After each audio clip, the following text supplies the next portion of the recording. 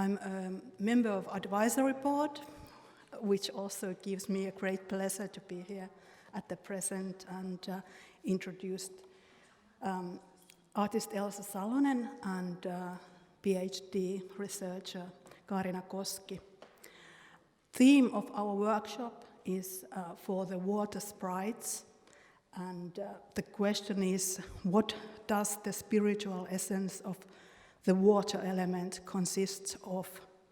So Elsa and Kaarina are going to discuss about water's wildness and life-giving force, as well as all the entities that it embraces. And I'm going to be quite brief in my introduction, because I think we are going to hear more from Elsa and Kaarina a little later. So artist Elsa Salonen, Salonen's works are situated somewhere between installation, painting, and conceptual art, and marked by the influence of animism and alchemy. He experiments with a range of poetic materials to create works that unite mysticism and science. So very, very in accordance of the aims of Aboagora. She has graduated from Italy, Fine Arts Academy of Bologna in 2008, and has an impressive CV of solo and group exhibitions. And then PhD Kaarina Koski is a folklorist and folk belief scholar with very interesting research topics concerning deaths, church, graveyards, supernatural beings, nightmares, these kind of very interesting things, also in very, very suitable for Aboagora discussions.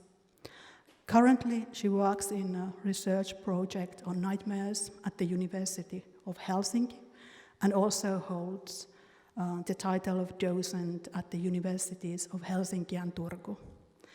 So after this brief introduction, the floor is for Elsa and Kaarina, so please welcome.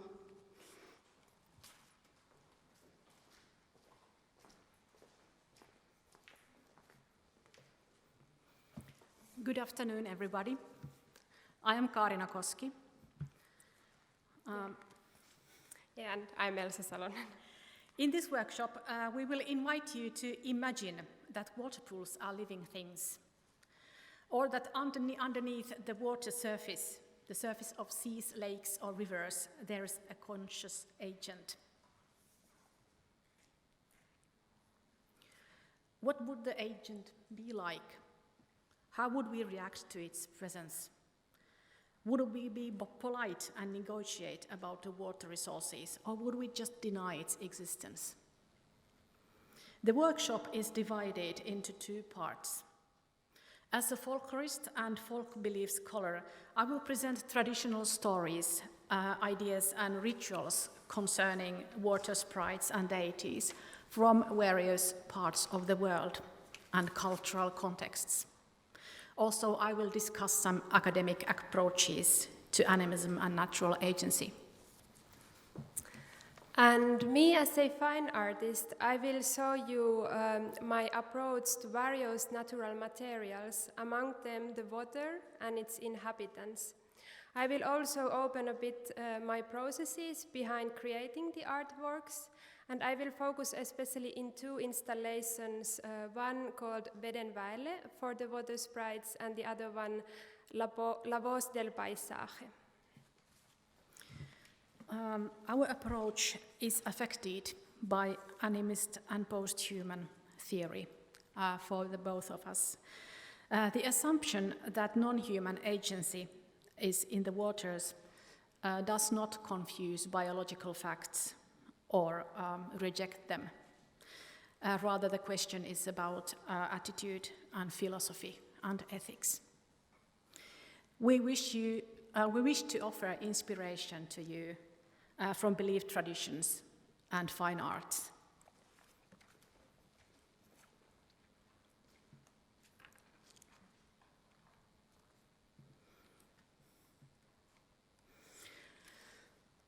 Religions, mythologies, and popular traditions teem with creatures which represent other realms, among them watery worlds.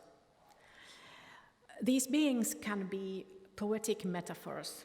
They can express otherness or strangeness.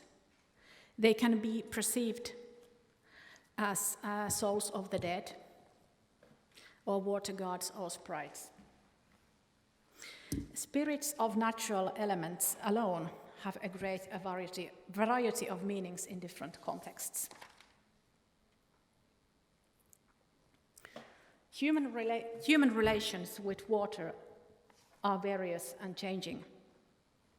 The anthropologist Veronica Strang has studied especially beliefs, cultures, and policies concerning water and the use of water resources.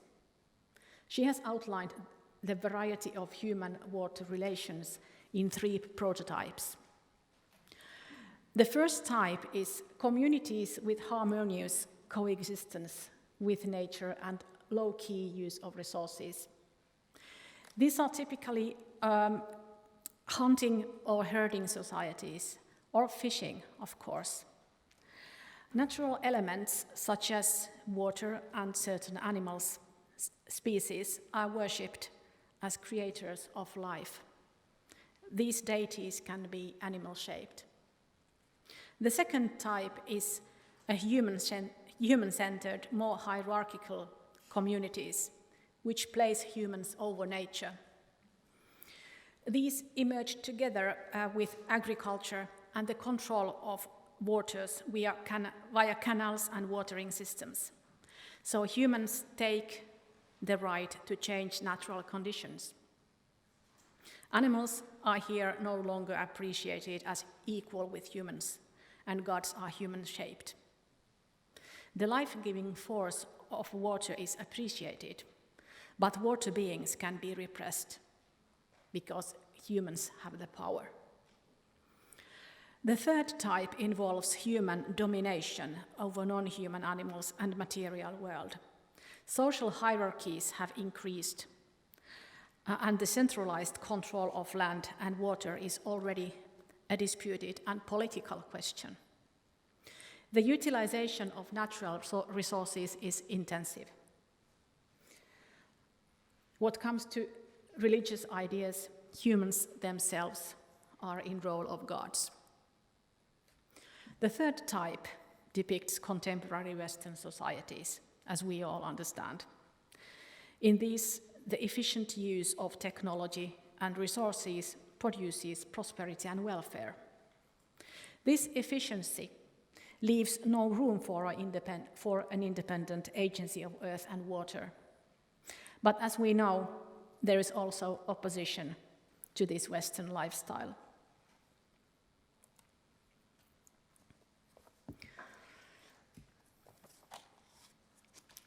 Sorry, I have to move this. The idea that all important entities in the world are living and have a soul is called animism. The term comes from the Latin word anima, which means soul. The concept of animism can roughly be divided into 2 different approaches, the old and the new one. Animism was coined first in late 19th century. Early anthropologists, such as Edward Tyler, studied non-Western communities.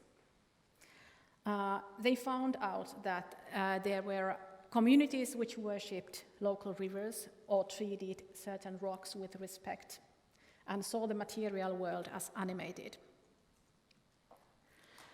The evolutionary starting point was that primitive cultures present the childhood of humankind. So Edward Tyler also was certain that his own Western worldview was superior. He assumed that those people were not able to tell the difference between living and inanimate entities. He declared animism the most primitive form of religion. During the 20th century, anthropologists learned to question certain foundations of Western thinking and our values and expectations.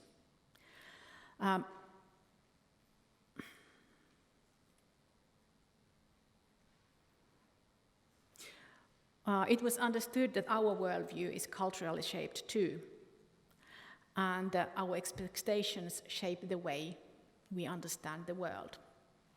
Numerous scholars concluded that animism isn't, in fact, too bad at all. Actually, it provides sophisticated ecological ethics. We do not actually need to believe in the existence of souls to show respect to non-human entities and to give them agency. In the revised so-called new animism, noting the agency of natural elements is not primitive religion, but a respectful relationship with the non-human world. Humans share this world with other beings, and we are all part of the same cosmos. Animist worldview, in its various forms, is today maintained and cherished among some indigenous peoples, as well as among neo-pagans, and in some currents of New Age spirituality. Also, some ecological movements appreciate the idea and the wisdom behind animism. In academic circles, animism goes well together with post-human approaches. Post-humanism rejects our mainstream human-centered thinking. Post-human writers argue that human developments and well-being are not achieved by humans alone. We are just taking all the credit of it. Instead, the contribution of other species and material world is relevant. All post-humanism is not about animism. Many post-human theorists focus on technology as part of human life, but these approaches overlap and go together well.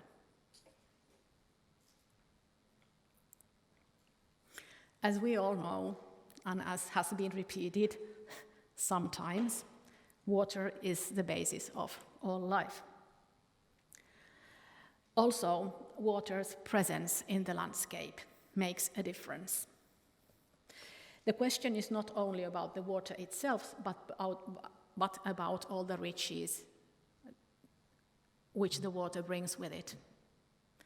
Everywhere with floods annually and brings fertile sludge can be a vital condition to local agriculture and plant life. Also, a lake or a sea or a river can base the basic nutrition for the local community. However, natural water is also ambiguous and unpredictable. The precious water may drain out. There can be floods, unexpected currents, drownings, big waves, storms, and great destruction. Cognitive research on human mind has revealed that when we face unpredictable agents, we switch to social interaction. This happens because we see that a mechanical logic does not apply, and we may be facing an intentional agent who keeps changing its mind. In the most primitive form, this can be seen in our own everyday life. When we sometimes face badly working technology, for example, a malfunctioning printer, we talk to it, we accuse it of not wanting to cooperate, we ask it to start working. This is a basic cognitive mechanism of attributing, for example, rivers with a will of their own. When the river is vital to the community, but acts in an unpredictable way, people also learn to feel gratitude when it flows smoothly. And they want to do whatever it takes to avoid floods and drought. A social relationship is established between the river and the community. and it's embedded in the cultural tradition and institutionalized. Sacrifices and festivals for the local water element or deity aim at appeasing the deity and warding off possible problems, but not only that. They also teach new generations to respect the utterly important water resource and to be grateful. Participation does not necessarily require belief that the water would really negotiate with you. Therefore, even though we all have this cognitive mechanism hardwired in our mind, it is the actively maintained cultural heritage which keeps up the respectful attitude towards the rivers or seas.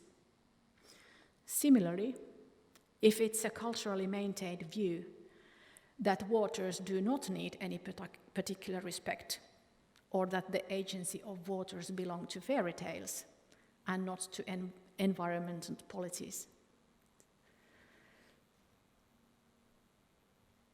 Yeah, it's a culturally maintained view anyway.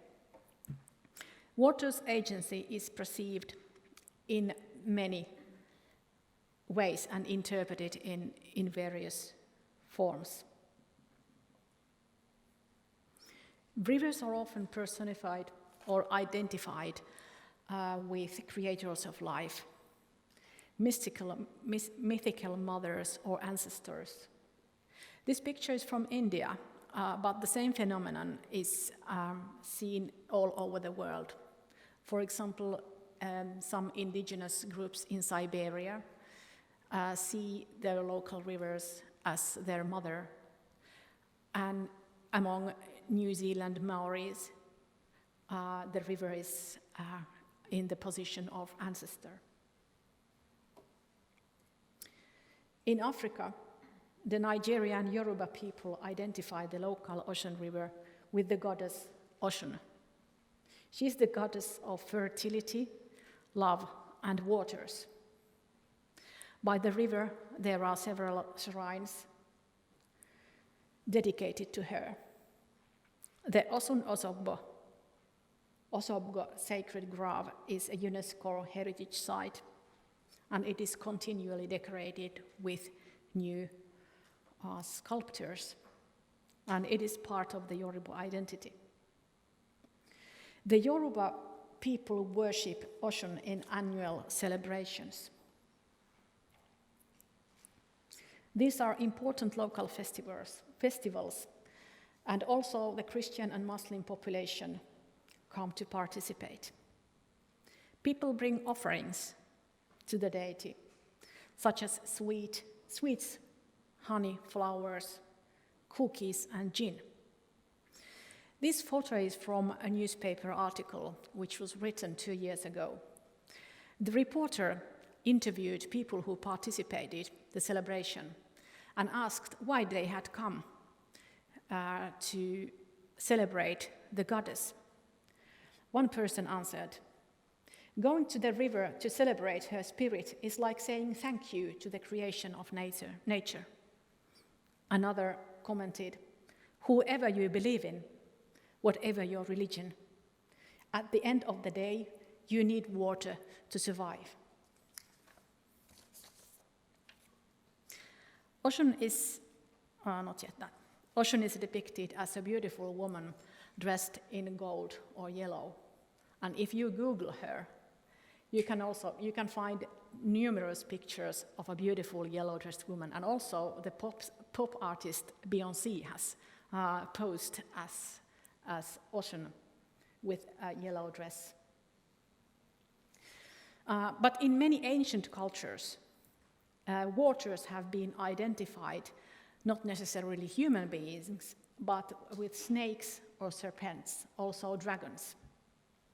Perhaps the most well-known of these is the Australian rainbow serpent.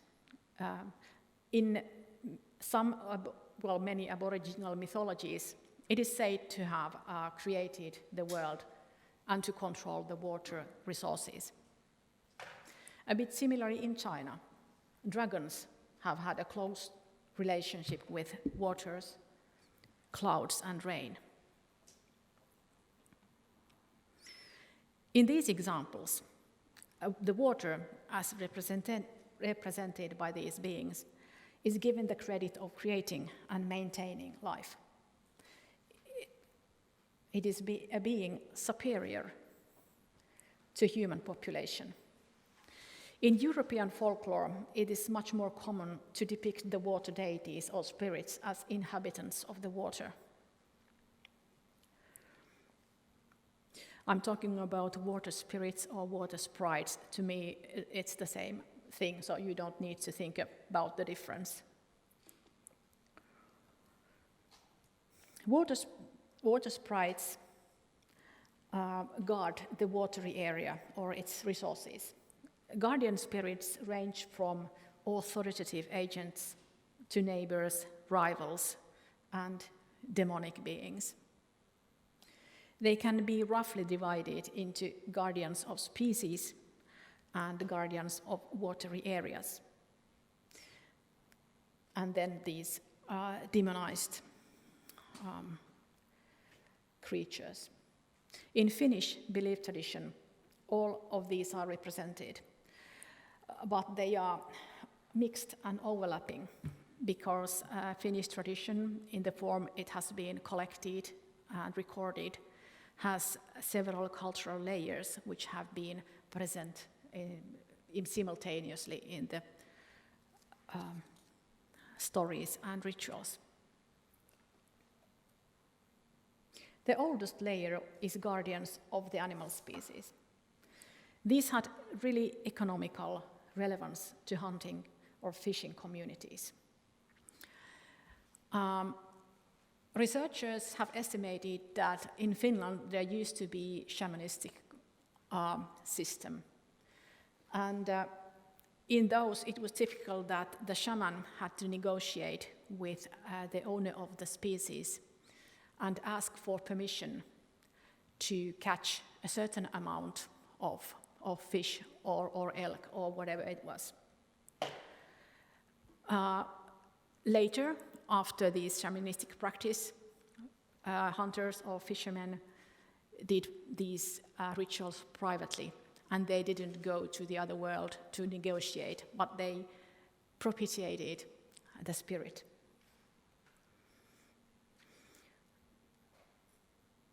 The owner of the species was then propitiated with sacrifices to ensure a good fishing luck. In Finnish folklore, there is some rare information about a big horned pike, which was the eldest of the fish. But most water spirits in Finland have been more or less human-shaped.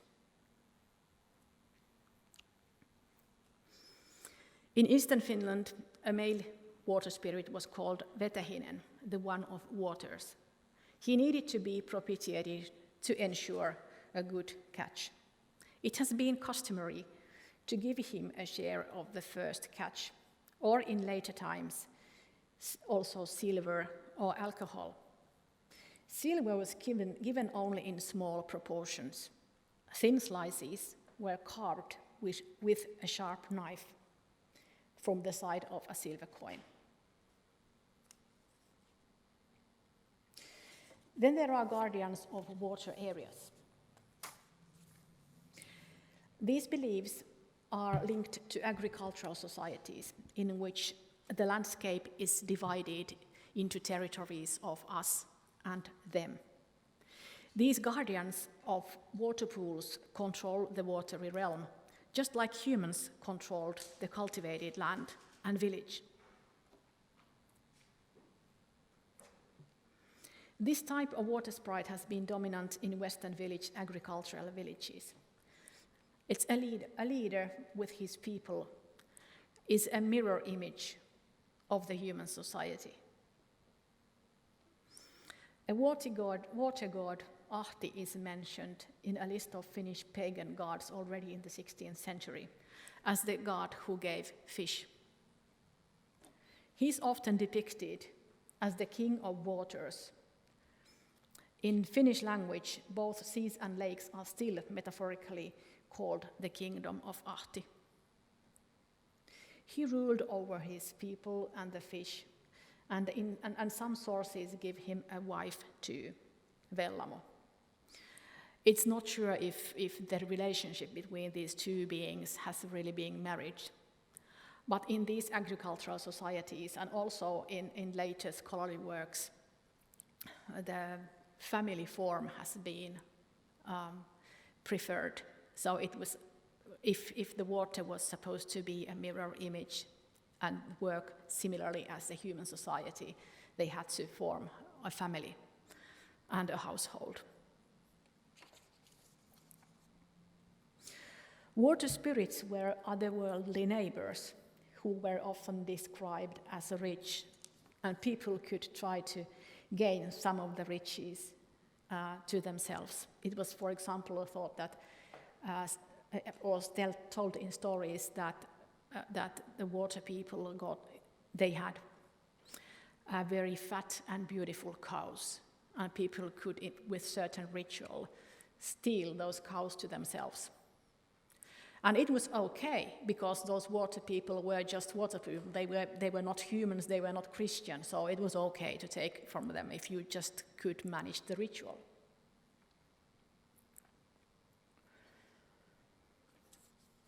As an unexpected encounter with a water spirit could be a bad omen or a sign that the sprite was dissatisfied with human actions. So it was a bit frightening, and it had some authority still. Seeing a water spirit could lead to accidents or at least diminished fishing luck. As strange neighbors, they clearly represented otherness. And from otherness, there is only a short step to demonization. So water spirits could be deemed as demons, and they were practically the same beings, but with a different approach. Vernacular belief traditions lived side by side with Christianity, and all nature spirits had an ambiguous image. Some people contacted them respectfully when they went hunting or fishing, but on the other hand, decent Christians should not have had anything to do with such creatures. They were depicted dangerous and demonic. A danger is always present in deep waters. A Western water sprite neck, in Finnish nakki, in Scandinavia naken or nöken, was known to drown people on purpose. Stories about the neck were often used in order to warn children from going to the lake. This is one version of the neck. It was also known as the spirit of lakes and waterfalls, and as such it could be female and comb or wash her long hair, or it could be male and play the violin.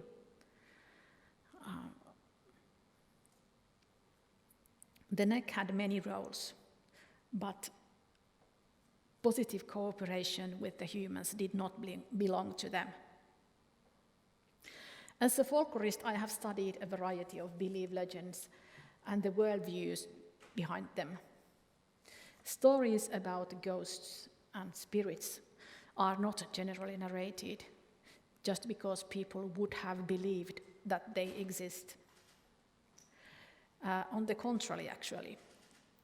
Stories are usually told because they are thrilling or they have moral or pedagogical argument.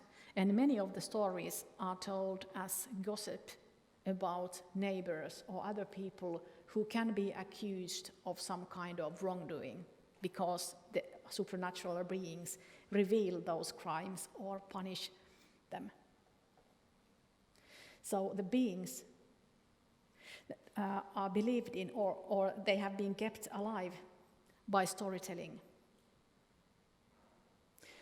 And nature spirits have been, I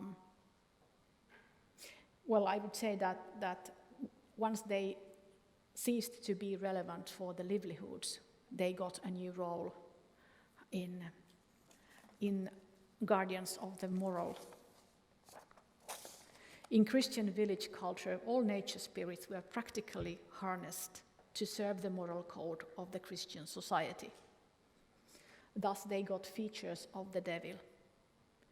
The water spirits could punish people, especially for working on Sundays and especially during church service. So if a fisherman somebody went fishing during the church service, he would, for example, catch some uncanny creature instead of fish, which was frightening and a sign that he was kind of caught doing a sin. Music playing and dancing could also be sanctioned by water spirits. Similarly to the devil, the neck as the sprite of lakes and waterfalls could also teach a man to play the violin. In other words, to entice him to sin. Especially when looking at the topic from outside, even dangerous otherness can be interesting and exotic. For 19th and early 20th century artists, folklore was a source of romantic inspiration. The otherness could be beautiful, even erotic. A Swede, Ernst Josefsson, painted the Scandinavian water sprite Näcken several times. For him, the spirit of the waterfall presented the beauty of nature and the emotional tragedy of the artist. But back to the demonization for one moment. The demonization of water creatures has been a long project in Western civilization. Especially medieval Christianity fought pagan religions and nature deities. Here you see a knight hitting with a sword a creature which looks like a mermaid. The picture is from a medieval Icelandic manuscript. It was only the uncontrolled and pagan waters which were bad. Christianity has its own holy waters. It adopted the idea, but the sacredness of water now stemmed from association with God or the saints. For example, holy wells could be beneficial when dedicated to saints. Veronica Strang links the medieval trend of slaying dragons and great snakes to water spirits and the attempt to destroy local pagan religions. They involved nature worship, holy wells, and hydrolatry, the worship of waters. Strang's example is the Lambton worm in Durham, England. The story has a medieval origin. In the story, a young man, John, went fishing on Sunday. And as you know, it was a sin and could only lead to trouble. Instead of fish, he caught a giant, a big worm, a snake. He was frightened and he dumped the worm to the town well. A bit later, John joined the Crusades, traveled to Palestine, and forgot all about the awful snake. But meanwhile, it poisoned the water of the well. It grew so big it couldn't fit in there anymore, so it crawled to the local river and left behind it a nasty slime. Then it was already a proper monster and terrorized the area, eating people's livestock and so on.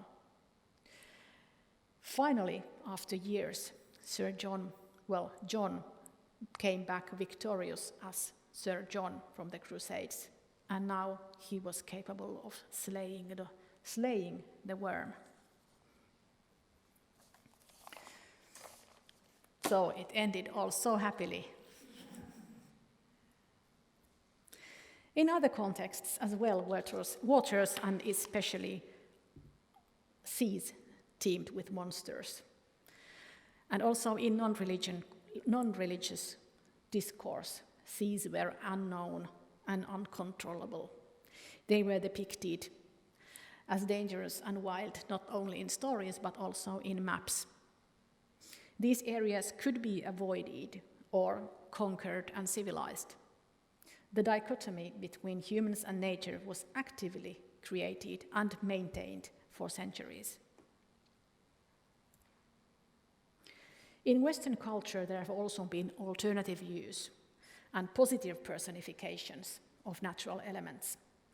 European Romanticism, inspired by natural philosophy, revived the personified natural elements, the elementals. Naturphilosophy was an attempt to knit together spirit and matter. It was most clearly formulated by the philosopher Friedrich von Schelling in the 18th century. Similarly as animism, naturphilosophy saw a soul in all nature. As von Schelling put the unity, nature is visible spirit, spirit is invisible nature. Naturphilosophy can be seen as an ideology which sought the soul or inner aspect of nature in parallel with human experience and psychology.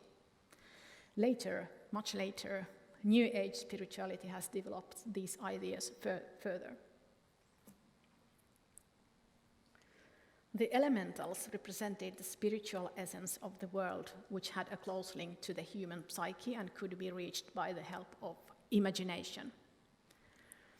In arts, they were depicted as beautiful and ethereal young women and men. In art, these figures could be symbolic.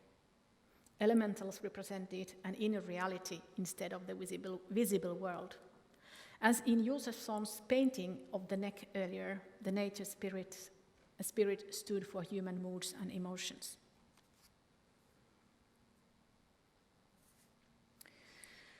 So, in the 19th century, Europe housed both vernacular and elite ideas of nature spirits, and they were quite different. The vernacular beliefs reflected worries of the everyday life and values and morals of the communities. The elite philosophical images were rather symbolic vehicles for finding deeper meanings and truths. On the left, we see these elementals, water nymphs. On the right, we have the water spirit Vodnik from Czech Republic. It lived in the everyday environment. It took care of the local river, possibly also water mills and dams. And when it was upset, it could cause floods and drown people and animals. But in good days, it could go to a pub and have a beer.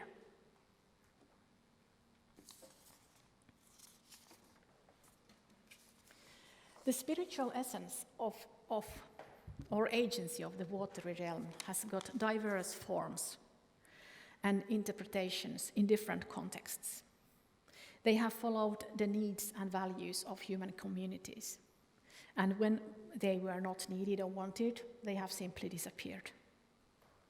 But could we perhaps let them emerge again? Could they, for example, help us towards a more respectful relationships with nature? Now I would like you to do some imagining work. What kind of agency of water would be relevant today? How would you perceive the agency of water? I would like you to take a minute on it, perhaps close your eyes and think about some water pool or water element. What kind of spiritual essence could it have? You can think of a natural lake or river, the whole sea, or any form in which you encounter water. So concentrate on that water. Imagine that something resides below the surface.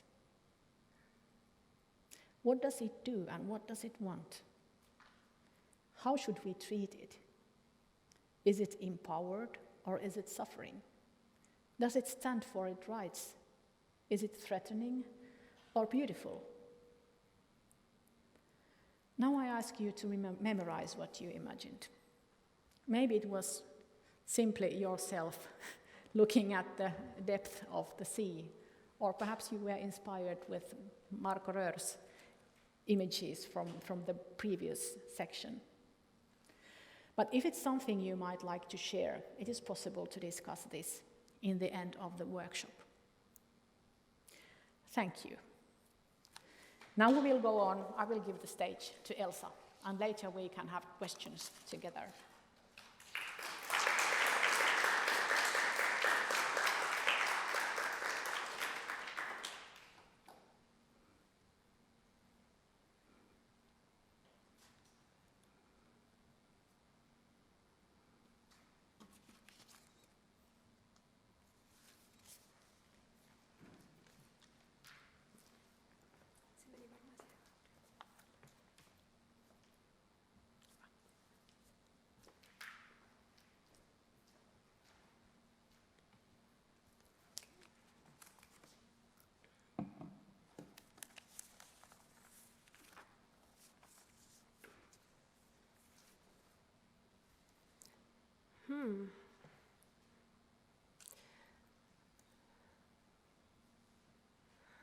Osaisikohan joku ottaa sen verran, tässä on nyt näyttävästi joku automaattinen, että nämä kuvat menee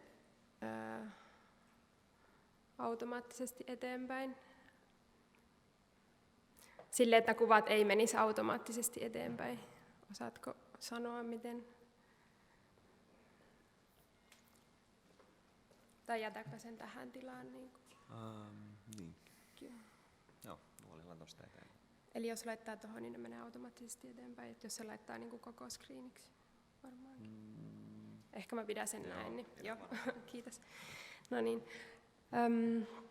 Yeah, so I already introduced myself. I'm Elsa. And first of all, I would like to thank everyone being here today and also the people watching online.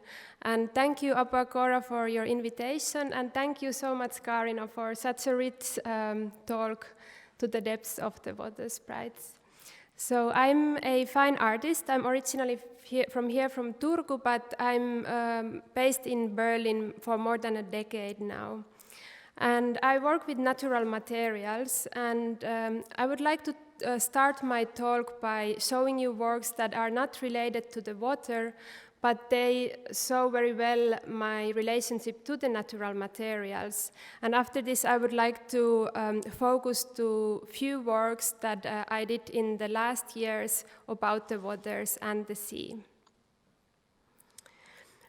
So the first work I would like to show you is entitled Matter and Spirit of Life. This is the first work that I ever made with natural materials from 2013. Until that year, I worked mainly with oil paint on plexiglass, but that year I was trying to express the notion how everything in nature seemed to lose its colors when it dies. So flowers wither, and what is left from us are like pale white bones. So I started to see the colors in nature as proofs of the presence of life energy. But trying to express that idea with oil paint, it felt more like illustrating the notion than really expressing the idea.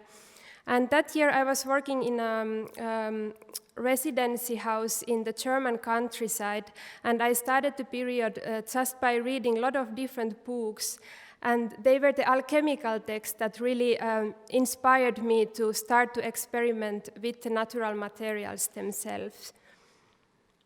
So for this work, I collected some flowers from the garden of the residency. The one you see in the picture is a hibiscus flower, so when it's blossoming, it's strong and red.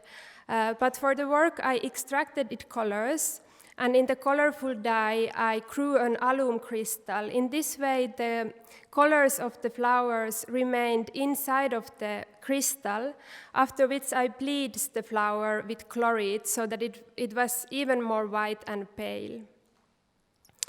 I repeated the process to some other flower species as well. And I was very satisfied personally to find this technique that I found that, at least on a poetic level, I was able to separate this life energy from the pale body, from the pale corpse.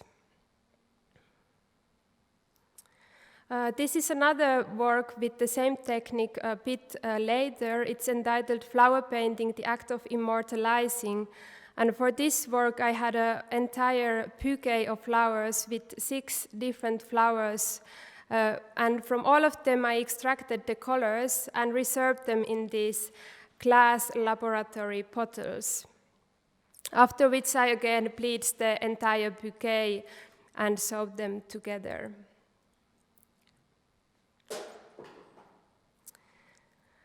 So in generally, I could divide my works in 2 parts. In the first category, there are the works that I gathered the natural materials myself from the surrounding nature. And in those cases, also the concept of the work is often related to that specific area. I will show you the works about the water in later, and these belong into that category. And in the second group, there are the works that the natural material that I use is so rare that I need to contact a specialist in order to purchase it. And I would like to show you an example of this work now. In this category, the theme of the work is also then more universal and not related to a certain area somewhere. So this work is entitled We Are All Made of Stardust. It's from 2016-2017. For this work, I contacted Mirko Kraul, who is a collector and reseller of meteorites. And for his work, he also cut the meteorites. And what I purchased from him was the remaining cutting powder of those meteorites. And from that, I made the colors for this painting series. So I had 2 colors in my use. The brown color that you see derives from the stone meteorites, and the dark gray color from the iron meteorites. With these colors, I painted images from the 17th century star atlases on glass. And the idea behind this work was actually a scientific theory according to which the carbon of all the living beings on the Earth derive from the innermost bodies of dead stars. So we literally are stars. And I found this a very comforting and poetical theory. If you want to read a more scientific version of that, you can visit my website. There is a quote from Esko Valtoja. He's an emeritus professor of space astronomy, and I had an email conversation with him about the themes of these works. So there is a quote of one of his emails on my website.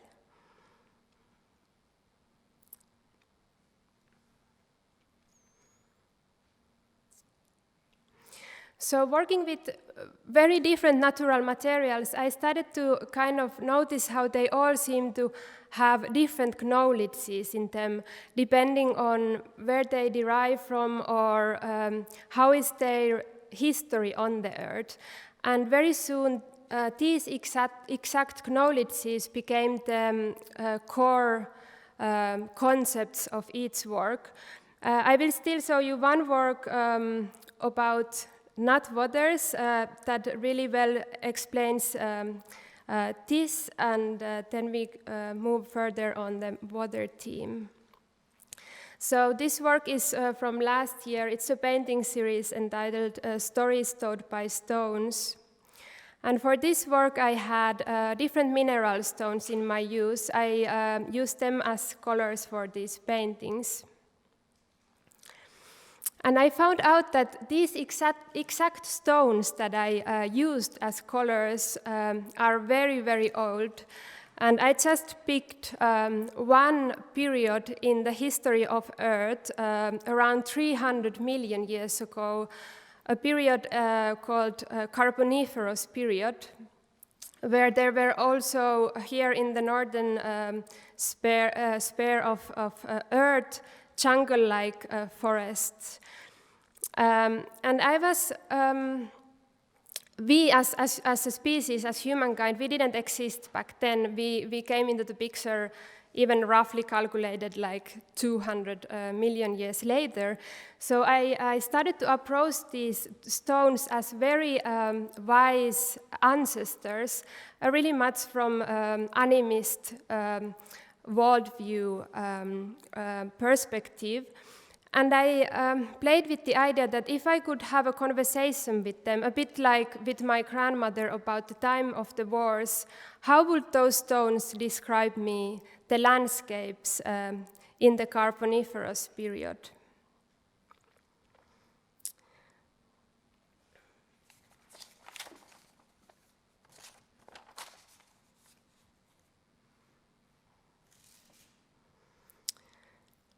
So when you start to approach natural materials in this way, you start to treat them very much in the same way that animist communities would have done.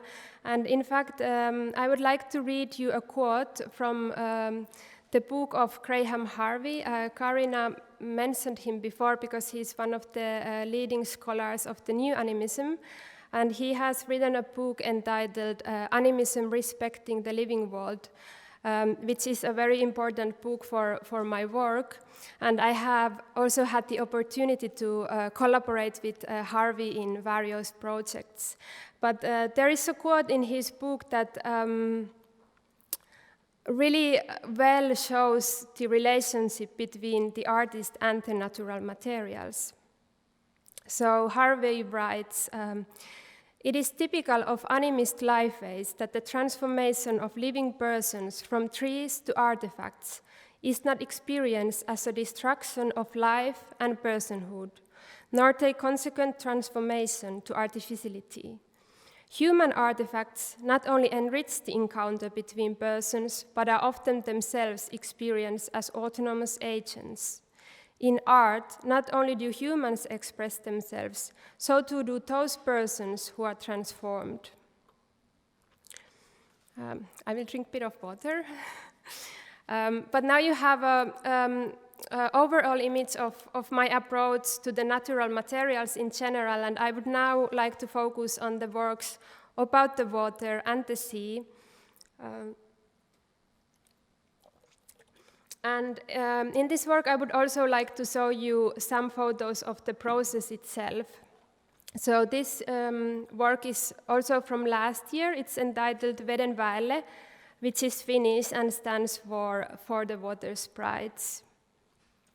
So for this work, I used my last summer in the Turku archipelago.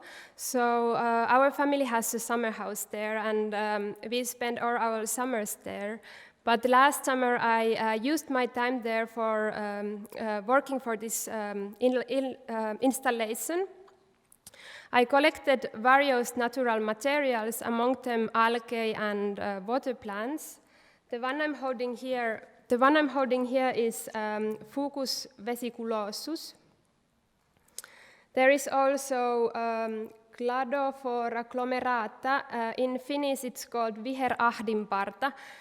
Which means the green beard of Ahti. So the name of Ahti is still alive in some of the names of some of the algae species. And this is cyanobacteria. I gathered a lot of different algae and water plants, and from all of them I extracted their colors. This photo is taken just after the extraction process from Fucus vesiculosus and cyanobacteria. So the color tone is very vivid and strong, but like with all the plant-based colors, unfortunately it loses lots of its intensity once it's dried. I also collaborated with Sonia Kunel. She's a local marine biologist, and she dived me some species of algae that grow only in deeper seas, so between 4 to 10 meters. And what I'm holding in hand is my favorite gift that she gave for me from those depths. It's a color extraction from Ceramium tenuicorne. So it's a very special pink tone among the natural colors, but unfortunately also it lost a lot of its intensity once it dried. I also collected other materials from those islands, such as pieces of cliffs. I also made colors from them. And with all of these colors, I painted these glass panels of a small glass house. And I considered this house as a small temple for our ancient water sprites here in Finland. In fact, in the middle of the installation, you can see this altar-like stand. And on top of the altar, there are some glass bottles which have the water from the Baltic Sea. There's also some pressed algae. And the symmetrical pattern you see in the middle is created with powdered algae that remained from the color-making processes.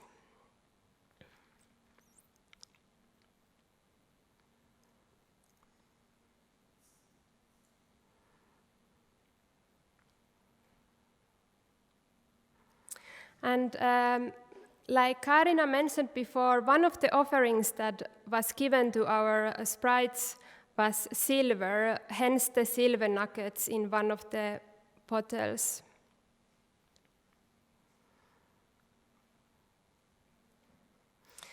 So for me as a contemporary artist, it's important to try to revitalize these traditions that had so healthy relationship with the surrounding nature. This work was part of a group that celebrated the 20th anniversary of the Nordic embassies in Berlin. It was created by Solveig Helveg Ovesen, and the exhibition was about the role of the seas in the future marked by climate change. And when working for this exhibition, I thought that it's very important for me as an artist who has the freedom of choosing her point of view, not just to repeat the negative news that we have about the climate change and the rising sea levels, but at least try to take a step forward and offer, if not a solution, but something hopeful for the audience to bring with them to home. This is why I also decided to do this temple for the sea sprites. And I also consider it kind of an offering from myself to the water sprites of the Turku archipelago, where I collected all the algae. Since then I'm together with those algae and other natural materials speaking for them in this exhibition. At the moment I'm working for a solo exhibition.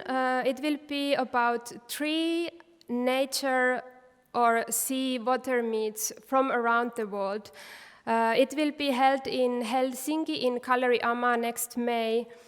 And the main work will be the one I just showed you, Veden väelle, but the other 2 I'm still working on. I cannot show you the final images of those work, but since they are not ready yet, but I will explain you a bit the ideas that inspired me behind them. So the first one is entitled NYAI RORO KIDUL.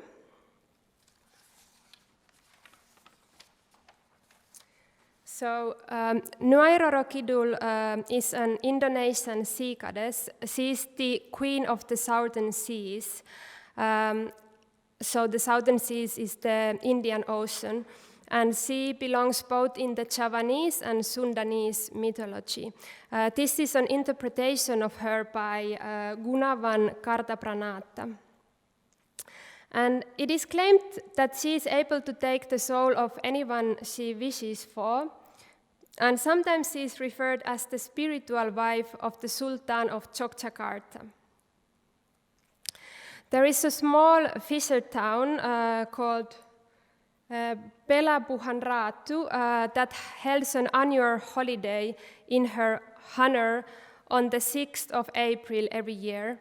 And in this festive, they send a float, an offering on a palm leaf with rice, vegetables, fruits, and so on. And in return, they wish for good fish catches as well as good weathers with smaller waves and less storms, in a very similar way that Kaarina explained us before here in Finland. I was working in Indonesia in a residency around 6 years ago, and there I was working for another installation entitled Buni Buana Hidden World. I will not go deeper into that work since it's a bit different topic, but it will be seen in an exhibition here in Turku in the Turku City Art Museum in Väinö Aaltonen Museum next February. But for this work, I gathered a lot of different materials from the nature there. And one of the materials I gathered were the pieces of corals that drifted on the beaches. And these corals work as the starting point for this new installation for NYAI RORO KIDUL as well. The other work I'm still working on at the moment for that upcoming exhibition, it's entitled La Madre de Agua, which is Spanish and it means the mother of water. So this is a Colombian water myth, and here is her interpreted by Hugo Leon Ortiz Castellanos. So the story of her is said to start from the time of the colonial era, when a Spanish family moved to Colombia and the daughter of the family fell in love with a local indigenous man. They had a baby boy together, and when the father of her found out about that, he murdered the man and the baby boy by throwing him in the river, and the heartbroken girl jumped into the river trying to save her baby, but died as well. And since then she is said to be the mother of the water, and this myth is used in a very similar way as Kaarina explained about Näkki before, so she's used to keep the children away from the dangerous rivers and seashores, because it is said that she will take them with her. So for this work, I collected again natural materials, this time there in Colombia, and we visited, for example, Galera Samba, which is a salt mine. So I got some sea salt from there, and once in a year this place has this beautiful pink tone because of some bacteria that live there. I also gathered some ochres, so these colorful earths from the beaches of Cartagena in the northern coast of Colombia. And here are some of those ochres after I processed them. And with these colors, with these ochres, I'm painting icon-like images of the mother of the water and her baby on glass. This image is from my studio. I still haven't finished this piece, but you get an idea of how it will look like. And as Kaarina actually helped me to understand, I have used aesthetics of different world religions in my works about the water sprites, so temples, altars, icons, and mandalas, so like the symmetrical patterns. And as Kaarina helped me to point out, it helps the contemporary viewer to make the connection between something sacred and a nature sprite. So thank you for that, Kaarina. And yeah, this is the last work I would like to show you. It's a bit different, both aesthetically and of my approach in generally. It's entitled La Voz del Paisaje, which again is Spanish, and it stands for the voice of the landscape. So this work I did 2 years ago while working in a residency in Colombia. This is not a work from mine, but this is something one of the only things I knew about that area in the northern coast of Colombia before going there. So they have this amazing tradition of picos. Picos are speakers from small to big size that the local people hand paint with neon colors, and they bring them to the streets and make parties, mostly with Afro-Colombian music styles such as champeta. And I was always kind of wishing to be able to work with this tradition, but I had 2 big doubts. One of them was obviously the one that I thought that I wouldn't be able to achieve such neon tones with my natural color palette. And the other doubt was that I didn't know how the local people would react to a foreigner wanting to make her own interpretation of this tradition. But in the end, I found a material that kind of resolved both of those doubts. So before going there, I didn't know which material I would use or even nothing about the work. But once I arrived, I saw that unfortunately the most visible material in the nature was the plastic waste. There were huge quantities of it, and for some time I struggled with myself if I wanted to work with it, like where I would draw my personal line between what is natural and what is not.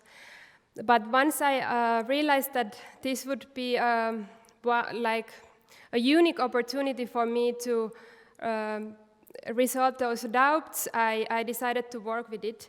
And I did an installation which has kind of 2 parts.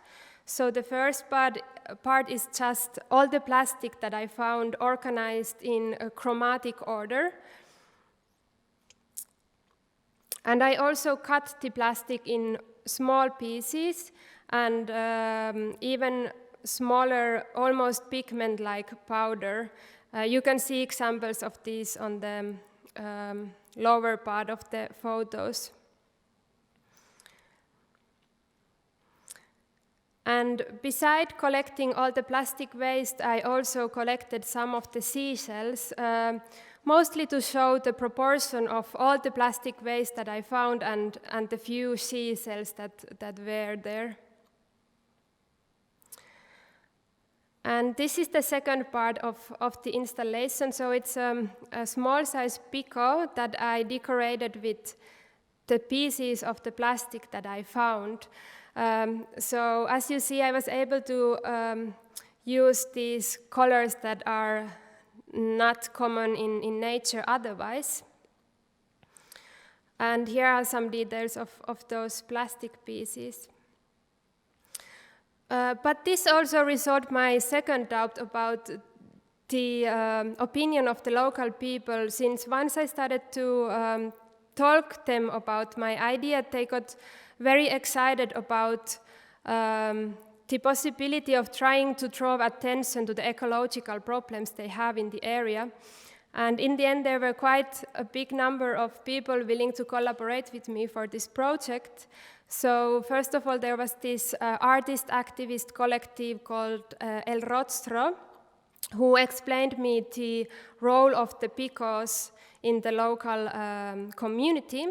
There were also some fishermen who showed me the pots in the beaches where to find this plastic, and also explained me where it mostly come from this kind of river from the Cartagena city. There were also this collective Planeta Champeta that they make these structures of the picos, and also the one I used for mine. And most importantly, there were some local musicians from a group called Electromagnetico who wanted to make an audio for me for this installation.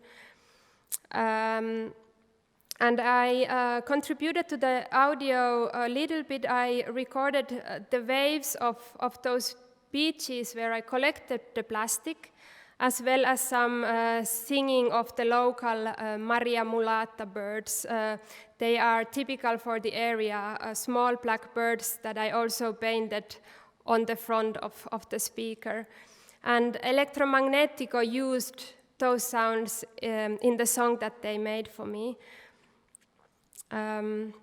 This is how the installation looked like when I showed it in Miguel Urrutia Art Museum, so one of the art museums in Bogota, in the capital of Colombia.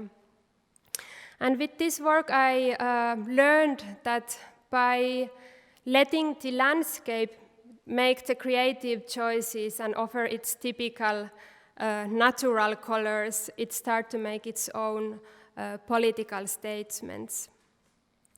I would like now to play you 1 or 2 minutes of the song that Electromagnetico made for me, and after that we will have some time with Kaarina for questions and a conversation. But first, the song by Electromagnetico.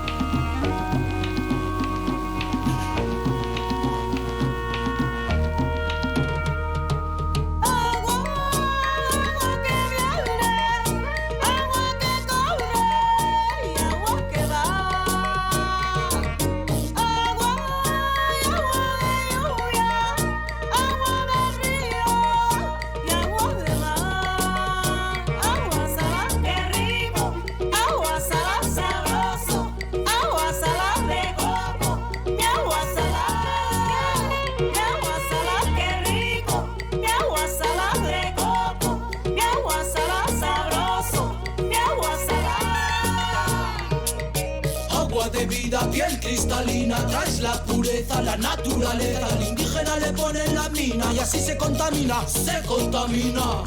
Agua marina de tu sentimiento, agua que calmas mi sed, agua de lluvia, líquido elemento, das el aliento del que me sustento. Sé como el río que fluye tranquilo, o fluye fiero contra el usurero, fluye revuelto con su lamento, líquido elemento de toda vida. Sé como el río que fluye tranquilo, o fluye fiero contra el usurero, fluye revuelto con su lamento, líquido elemento de toda vida. Elsa, it's very, very interesting. Now we have some time for questions, so I would like to invite you here on the spot to ask present questions. Is anyone willing to start? If not, then we are going to online questions first, and then you can continue thinking about what you want to ask. It's a good opportunity to question Kaarina and Elsa now when they are here. So. Thank you. There has come some comments, at least here in the Zoom, and I have also a question myself. Just counting here, I see there's roughly a little bit exactly the same amount of participants in Zoom as in the room, so it's 50-50 here. One of the Zoom participants has written, and I think this is directed to Elsa, interesting and beautiful work. Seems that the water theme continues also in your use of glass in your work. Your work reminded me of this UK artist and her Museum of Water project. And so there is a website link that refers to a project called Museum of Water with an artist called Emi Sharrock, which you can check up later, which seemed very interesting. And I was also, it was lovely for us to hear how well your two talks intertwined with each other, and really the art enlightened the folkloristic analysis, and the folklore analysts gave a lot of depth to Elsa's work, so it was very good to listen to your conversation. I was, Kaarina, intrigued by the fact that one of the pictures of Näkki that you had, it seemed to belong in a church. Was it not from a cloth in one of the churches? So tell me a little bit about this conjunction of Näkki in the church. Unfortunately, I do not know much more about this particular picture. It has been common in Christian tradition to depict also those beings in church walls, which have not been in accordance with Christian teaching, and they may have been warnings for people to whom not to take contact, but I'm not sure how this was actually meant. It was textile, and it was not on the wall. I have not got more information, unfortunately, on that picture. It would be really nice to know.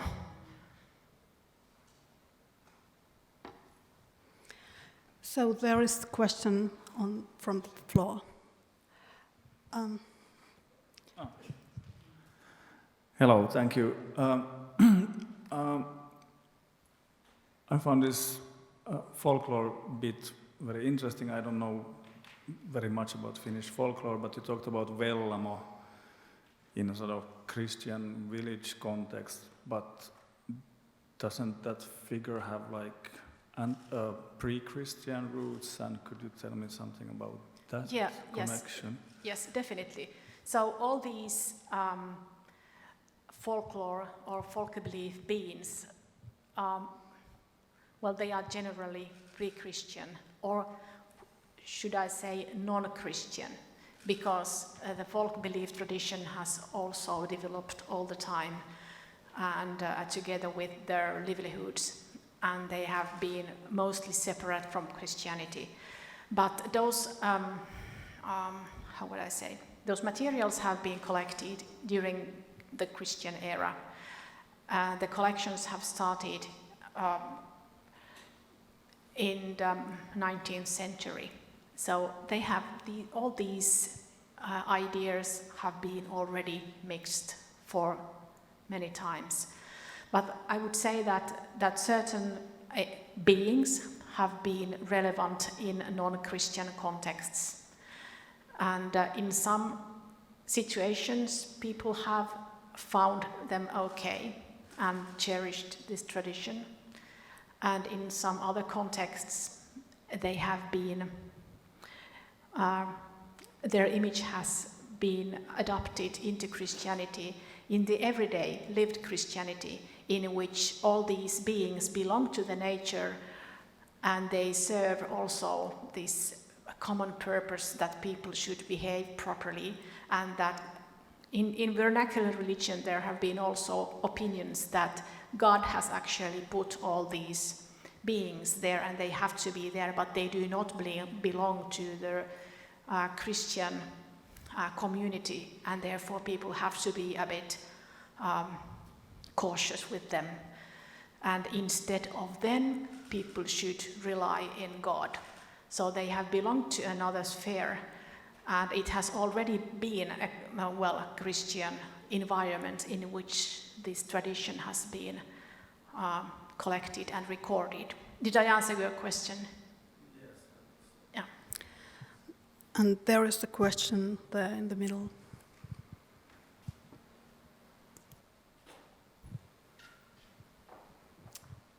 Hello, and thank you for a very interesting presentation about the väki, which you could, I think, translate both as forces and as spirits of nature in this case. Now, you are famous for your research about the väki, or the forces and spirits of death. And I was wondering, could you say, is there some fundamental difference between the forces of death and nature, or do they have more similar functions? Thanks for this question. I was actually expecting something like this. Actually, I skipped the force of water, because it is so different from these beings and spirits. In Finland, there has been the idea, a bit animistic, but that there is an active agent residing in everything, which is not that personal as these water sprites, but which is impersonal and contagious. And it is similar to the contagious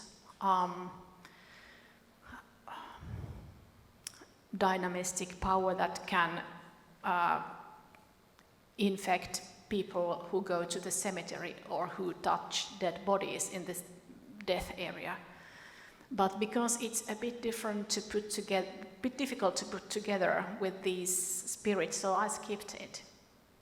So in Finnish tradition, there are, for example, stories in which people go, for example, to cemetery and they behave badly, and then the dead or the väki, this power, attacks them and violently, or they infect him with some kind of disease.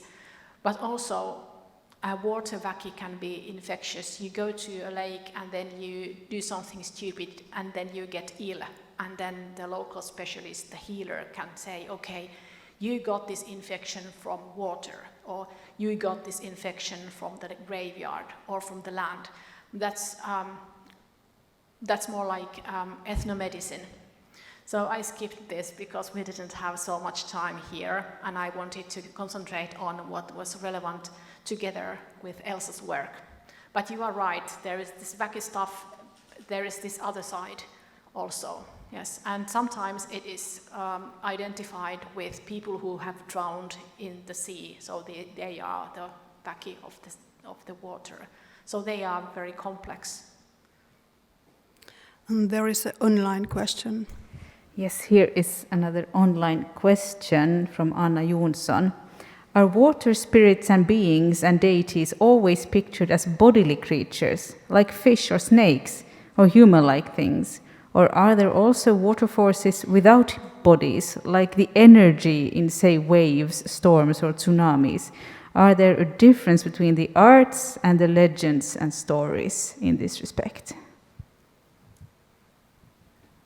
Well, I will start by saying that this wacky force could be an impersonal and non-bodily aspect of the agency. Would you like to say something to this? Well, I don't know how much this relates, but just by chance I was yesterday reading a book from Marie-Louise von Franz about the alchemy, and she described this way of trying to express something bigger than us, if it would be good to express it with a human-like figure or with something really apart from us, such as a fireball or something. And she said that we kind of need those both elements in order to express in an image something that is bigger than us, because if we express it only with a human figure, then it's not bigger than us. Or if we express it only with something that is not related to human at all, then we cannot relate to it in any way. So I don't know if you find something similar to this when you... I think that was a very good point. And for example, this wacky stuff, it can be invisible and therefore very small, so it can be identified with some germs or microbes. But another question related to this is, if we want to, for example, take seriously the agency of water or respect, do we need to imagine it as a human-like creature? Or would it be enough to imagine there some animal-shaped agency, or just that the water itself would be respected? Yes. Then there is a question from there. Yes, that was a good question you posed, and I don't know if anyone in the audience has an answer to that. But another question was to you, Elsa, also, speaking of this water as an element and as a force, and all the ideas that come from mythologies that are often very local. But we've seen now that you've presented your work all over the world in different continents. So can you say something about the reception of how you perceive water when you bring it to South America or to Indonesia and these all the places you've exhibited your work? You mean my personal? Okay. Well, I remember one time when I was working there in Colombia, and then I came back here and went straight to the summer house of my family. So I was just very surprised to see all the different phases of the sea and the sea goddess, and just to admire her,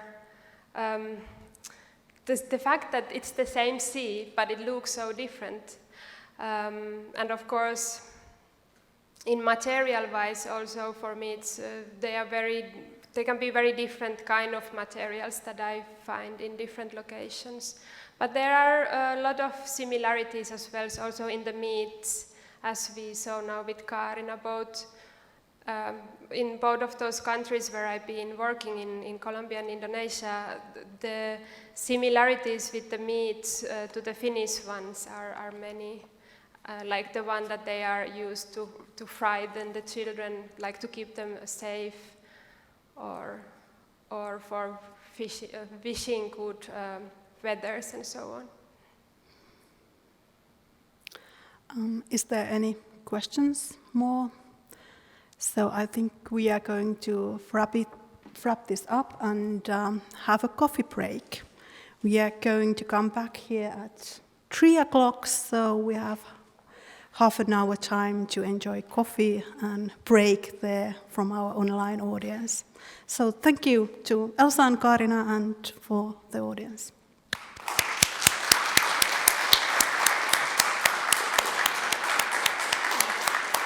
Miltä se siis sulta, mutta mä